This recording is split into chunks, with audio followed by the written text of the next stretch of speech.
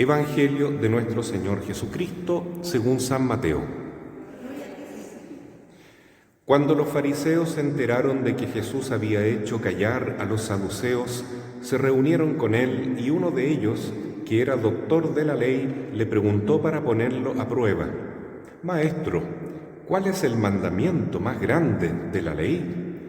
Jesús le respondió: «Amarás al Señor, tu Dios, con todo tu corazón, con toda tu alma y con todo tu espíritu. Este es el más grande y el primer mandamiento. El segundo es semejante al primero: amarás a tu prójimo como a ti mismo. De estos dos mandamientos dependen toda la ley y los profetas». Palabra del Señor.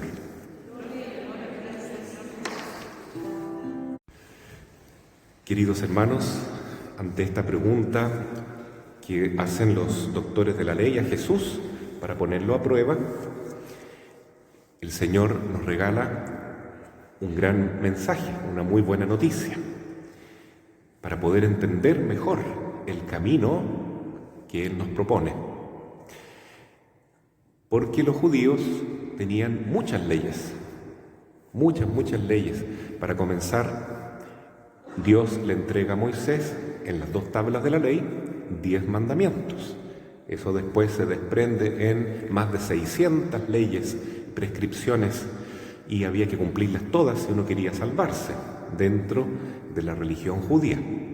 Entonces los doctores de la ley le preguntan a Jesús cuál es el mandamiento más importante para discutir con él.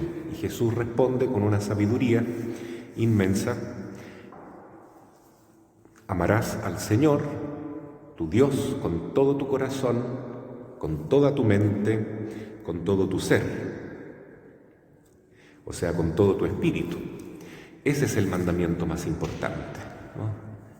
No hay nada más importante, más grande, más bonito que nuestra voluntad se haga una sola con la voluntad de Dios, porque eso es amor.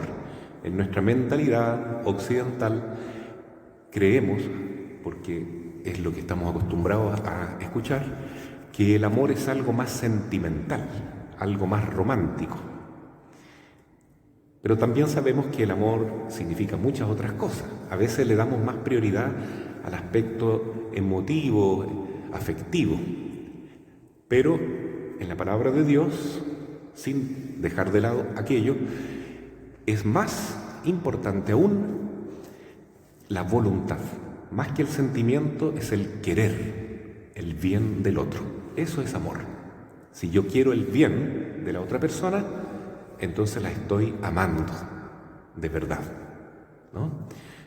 De otra manera no podría explicarse este mandato tan difícil que nos da Jesús de amar a nuestros enemigos, de perdonar a quienes nos hacen daño, porque si fuera algo sentimental sería imposible, pero si es la voluntad, bueno, la voluntad puede ir más allá del afecto, puede ir más allá del propio interés e inclusive buscar el bien de aquel que me está haciendo daño. Perdonar a los enemigos es una muestra de que alguien está muy cerca y muy lleno del amor de Dios. Y el primer ejemplo lo muestra Jesús en la cruz, que desde ahí perdona a sus enemigos. Él no es enemigo de nadie, pero está recibiendo la tortura, ¿cierto?, la humillación de muchas personas. ¿Y qué responde Jesús en la cruz? Padre, perdónales, no saben lo que hacen.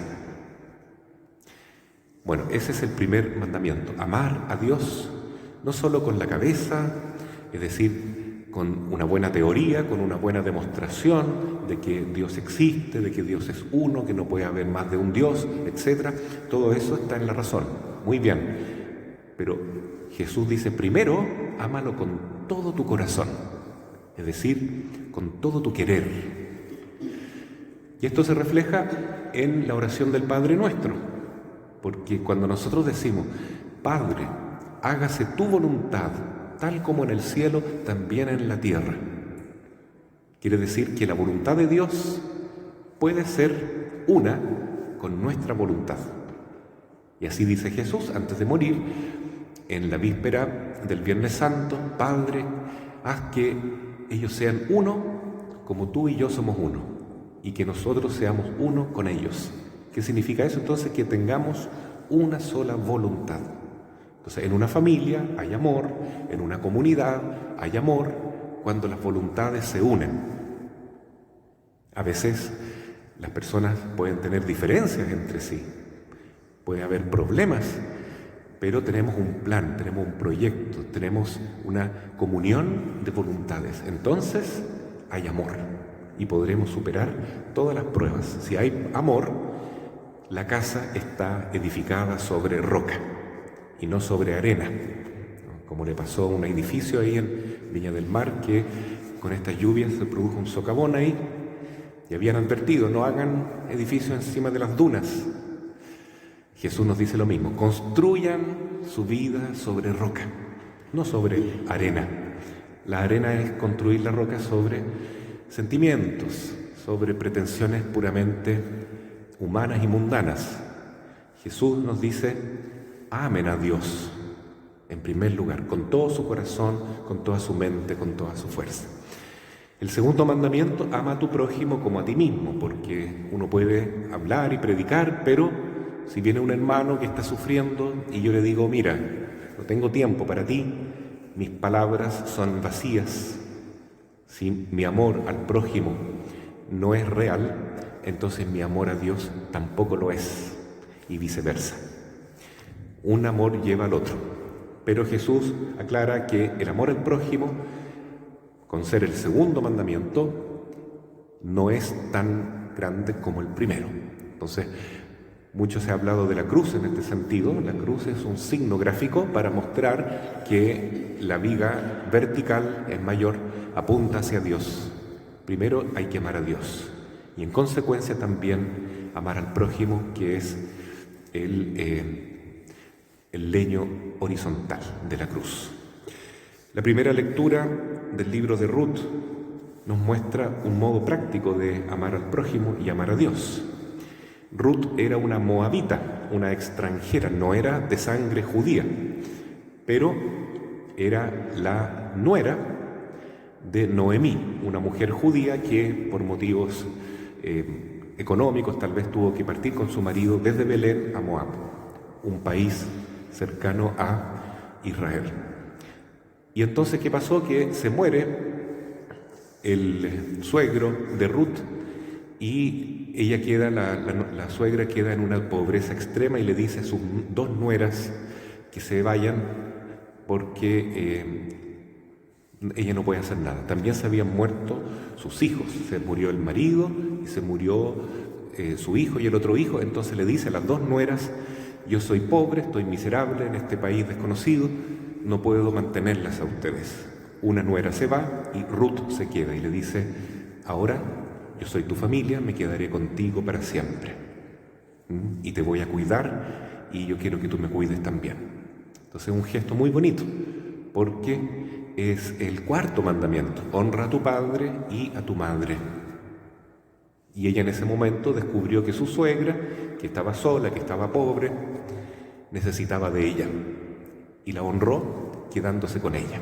Vuelven a Belén, porque de ahí habían partido, y Ruth se convertirá, ¿no es cierto?, en una bisabuela, me parece, o tatarabuela del rey David. Entonces el linaje de Jesús toma también la sangre de esta extranjera. Qué bonito, ¿no es cierto? Porque en otro lugar Jesús dice: ¿quién es mi madre? ¿Quiénes son mis hermanos? ¿Quién es mi familia? No son tanto los que tienen un vínculo de sangre conmigo, dice, sino aquellos que escuchan la palabra de Dios y la ponen en práctica.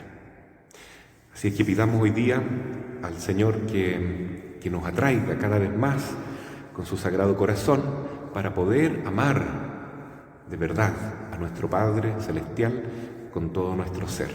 Así sea. Amén. Les invito a rezar la oración de San Miguel Arcángel para que nos ayude en el combate contra el maligno.